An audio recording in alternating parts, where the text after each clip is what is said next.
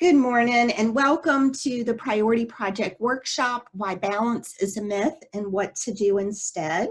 I am Michelle Kuzmick. I am a business and productivity coach for entrepreneurs, and I help women to really develop a clear vision of what they want their life to look like, both professionally and personally, and implement a structure and plan to carry it out. Now, I'm going to show my age a little bit because I grew up in the Barbie era. We girls can do anything. I can remember the Mary Lou Retton commercials with the gymnast. So Barbie was a gymnast. She was a scientist. She was an astronaut. And then, of course, she always came home and got pretty for Ken. And then she cooked and she did all of those things. It was the era that women were really starting to step out of the home and find their careers and their place in the big world. And I truly believe that we girls can do anything. We just can't do it all at once. And sometimes we need help. And that brings us to today's topic, why balance is a myth and what we can do instead. Now, why do I say that balance is a myth? To me, the definition of balance insinuates an equal distribution. And to me, that is not even remotely feasible. Sometimes our work is going to need more attention than our kids, and sometimes our kids are going to be sick and they are going to need all of our attention. So there's not enough time in the day to do everything we think we need to do, much less anything we want to do. So where does that leave us? It leaves us with making our own personal formula for our best life by identifying our priorities and focusing on those things first. So seeking a prioritized life, not a balanced life. My entire business platform is built on two concepts. If you're not living the life you want, it's for one of two reasons. You're either not doing the things that you need to do, or you're not thinking the things that you need to think. Now, I'm a productivity coach, and helping you do the things is my superpower. However, 99% of the time, we have to work on the things that we're thinking first. So in today's workshop, I want to touch on all three of those things just a little. The first thing we're going to do is I'm going to help you create a mindset shift to let go of the guilt. Now, this could be guilt for any number of reasons, but specifically the mom guilt, because as an entrepreneur for 20 years, I know that is a huge struggle. I'm going to talk to you about how to align your daily priorities with your plan of action. And I'm going to help you create one 5-minute habit to get your to-do list under control. We're going to start with the guilt because this is going to set the stage and it's going to allow us to align our priorities and create the habits that we need to move forward. Now, there's two definitions of guilt. Don't you like this really cute pink jail? The first is the fact. You've committed a crime or an offense and you deserve some sort of punishment. I'm going to assume that if you're on a computer or a phone and you're watching this workshop, that you haven't done anything that should land you in the local lockup. So that is going to bring you to our next definition of guilt, which is the feeling of guilt. And the feeling of guilt is a beast. It is also one of our biggest joy stealers. So let's talk about that. Where do feelings come from? Feelings come from a belief that we have that leads to a thought that leads us to feel some kind of way. So if we're feeling guilty, we need to challenge the belief that is creating it. And we're going to do some thought work in a minute, but I'm going to walk you through a couple of examples. And this is one example from my personal life and one example from one of my clients. And hopefully one of these will resonate with you and you can do your own process. So first, sometimes as women, we feel guilty because we've treated ourselves to something. It could be, it could be new clothes. It could be something like a massage.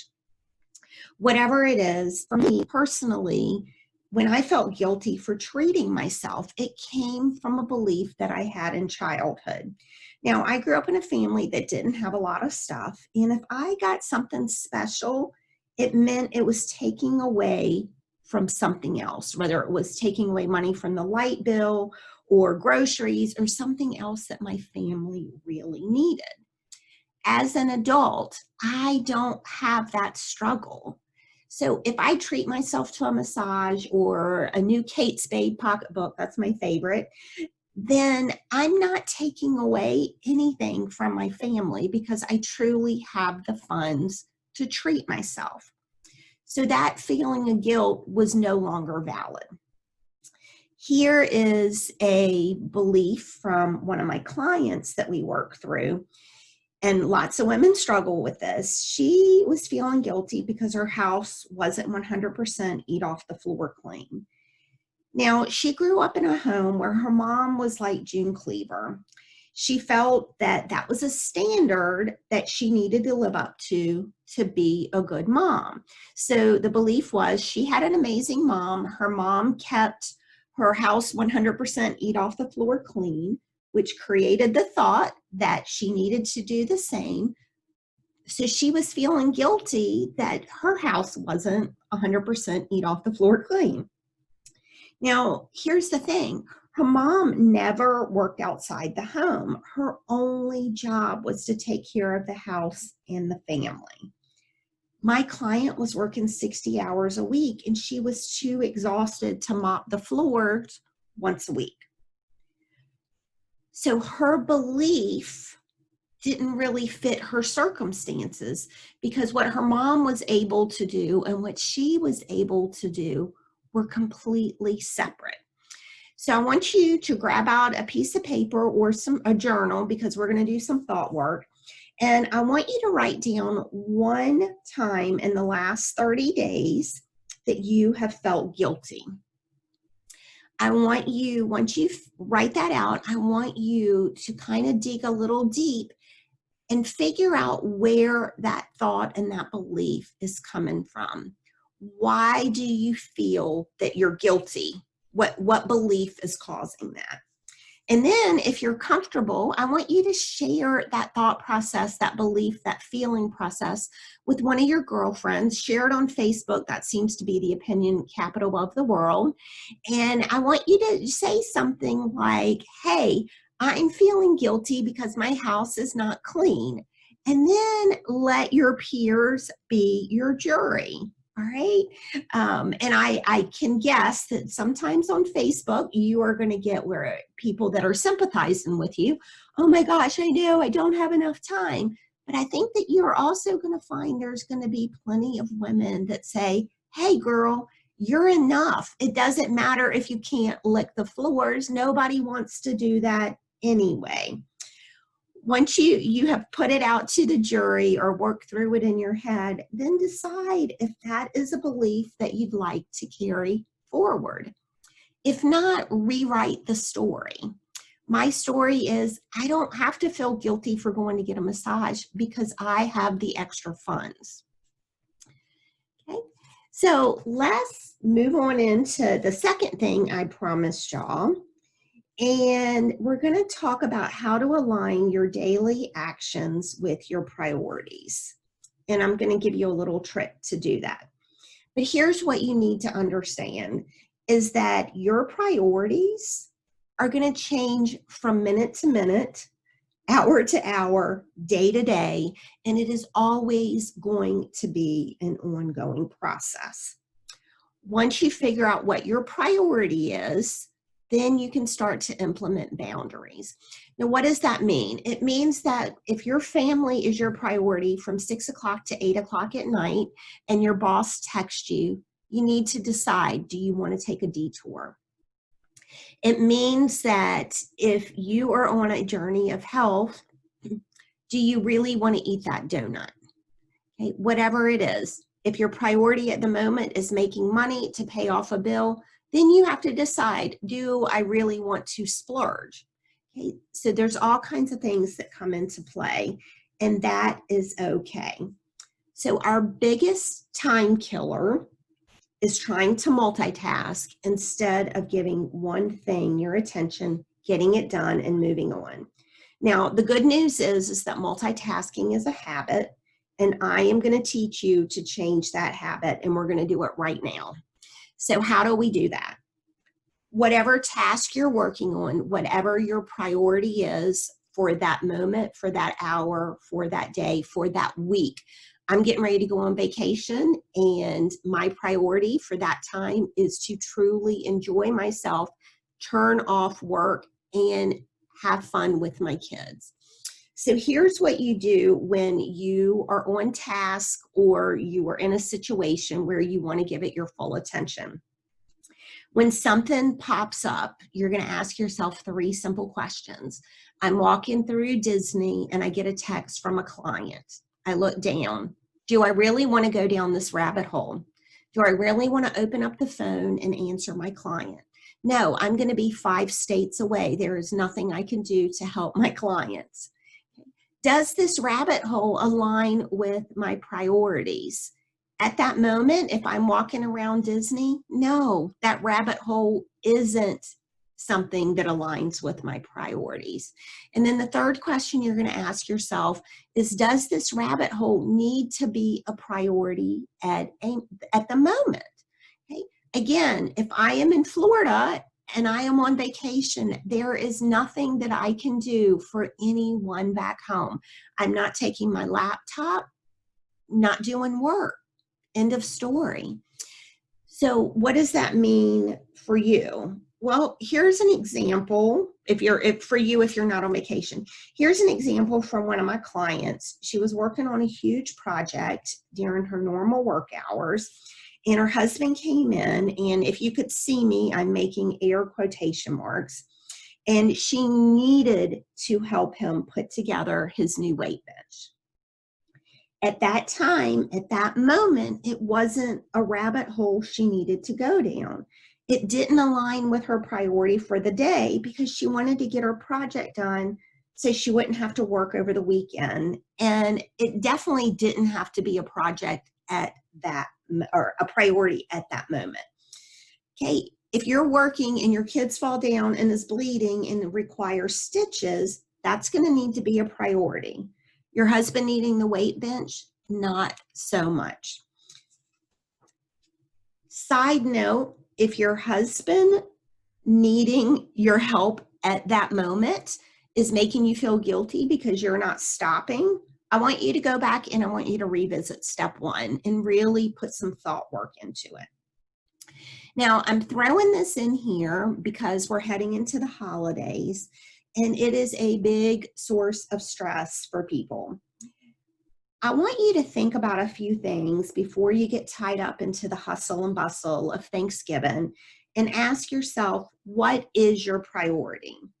Is your priority to have a picture-perfect Christmas where the table looks like Martha Stewart and everything's gift wrapped so that I could come in and do a photo shoot for a branding commercial for wrapping paper? Or is it to truly enjoy time with your family? If it's time, if the plan is to really enjoy time with your family and cooking is not your thing, I want you to just think about maybe letting Kroger cook your family dinner. Okay. If cleaning up is not your thing, eat off paper plates. Paper plates are so cute now, and the cute little napkins. I love paper plates and napkins. Okay. Whatever is causing you stress, find a way to work around it.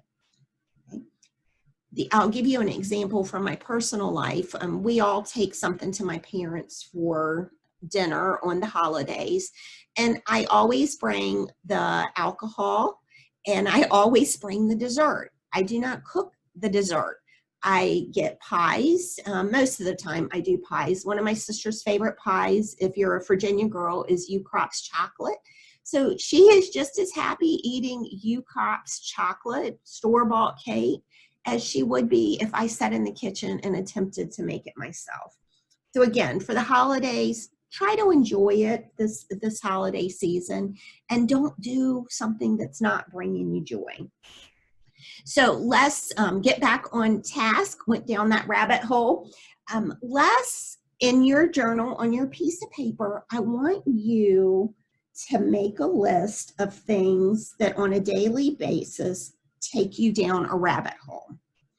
And then I want you to think of some ways to set boundaries so that it doesn't continue happening.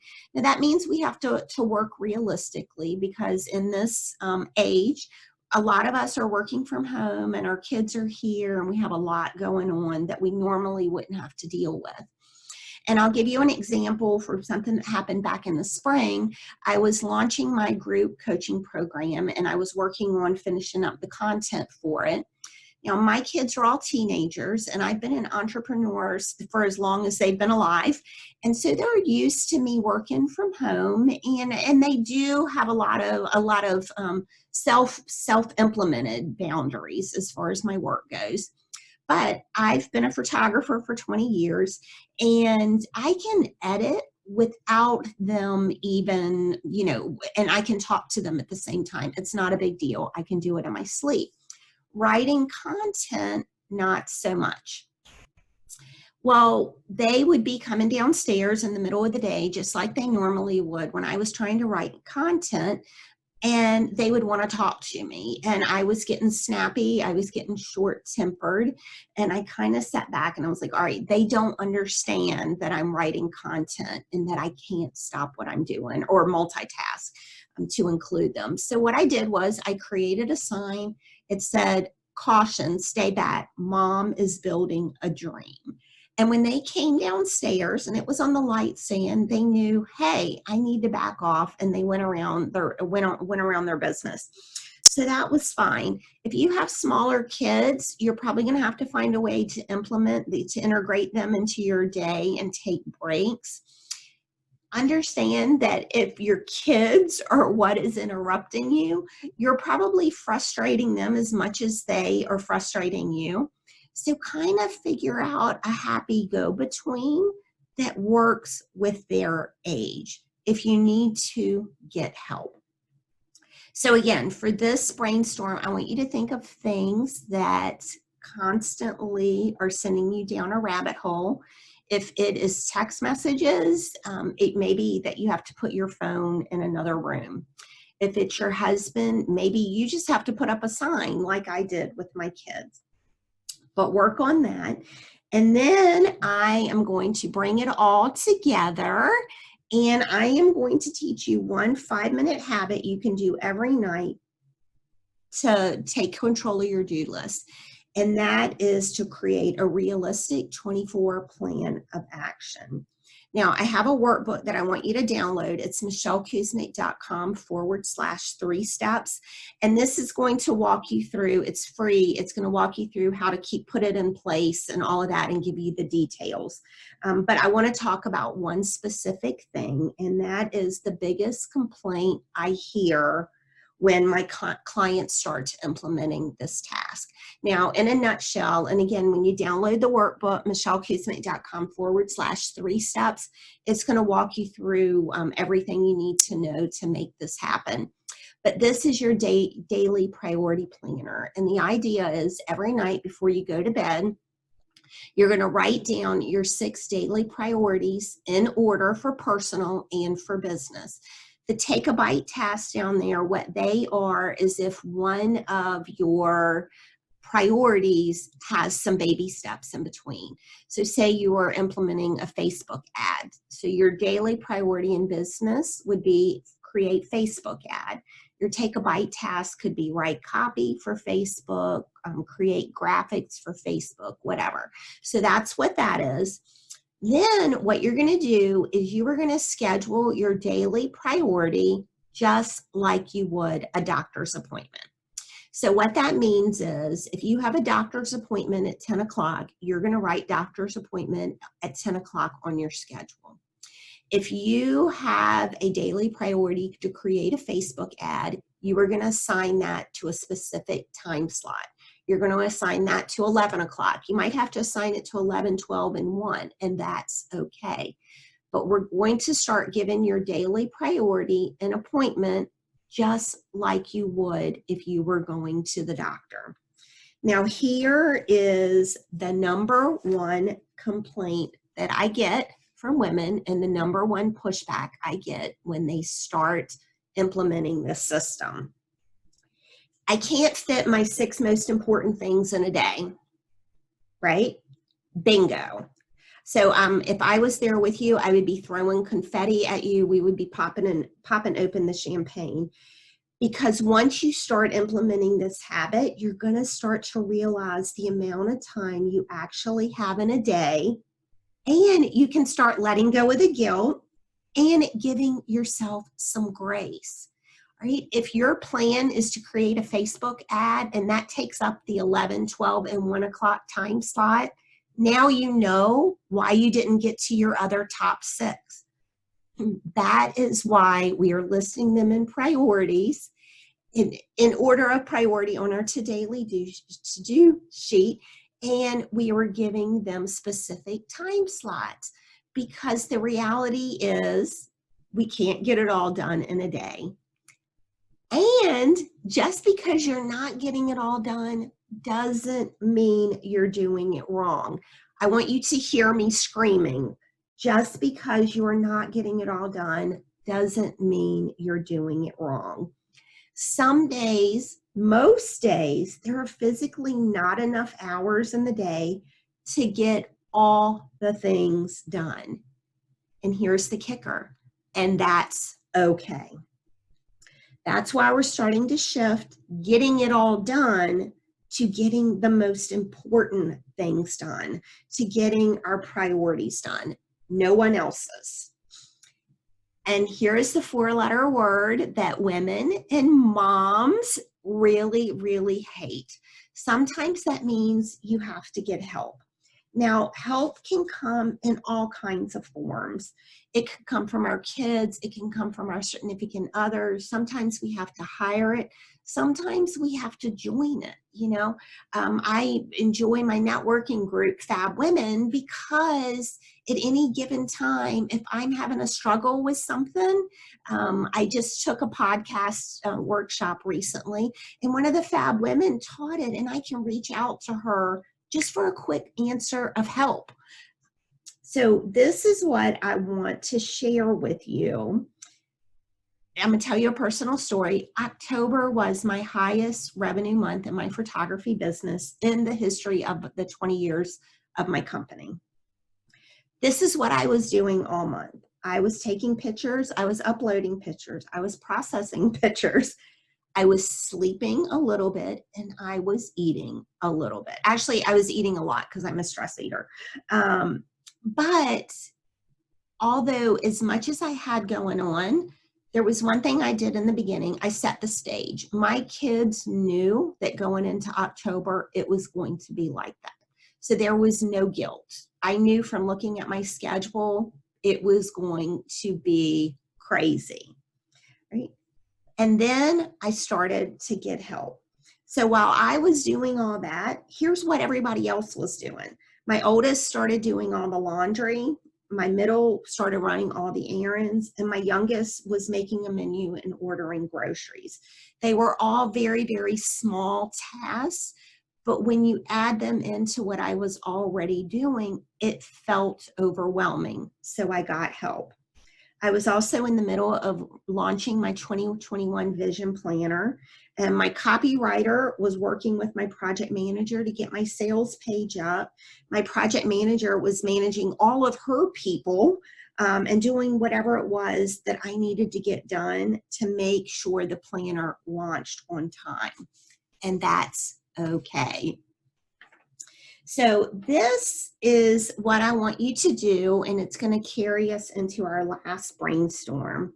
I want you to write down all the hats that you have to wear on a day-to-day basis.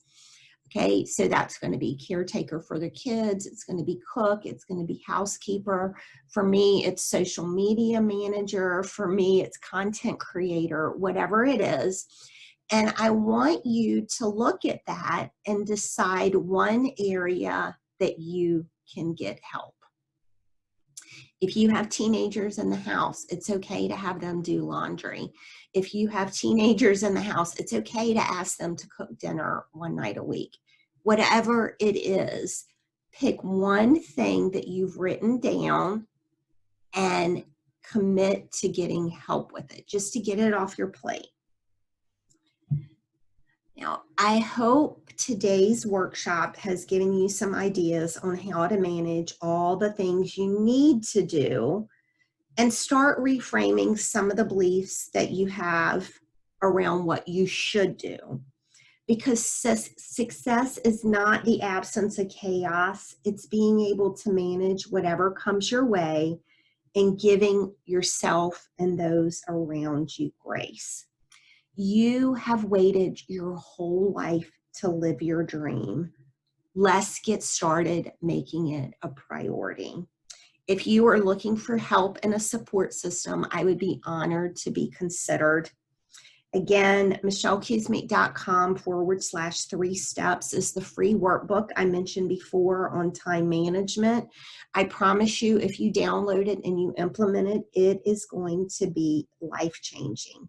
For my entrepreneurs participating in this workshop, the 2020 Vision Planner that just launched, it includes a free workshop. It's a workbook that helps you craft your vision and then create the systems and plans you need to carry it out without having to sacrifice your family.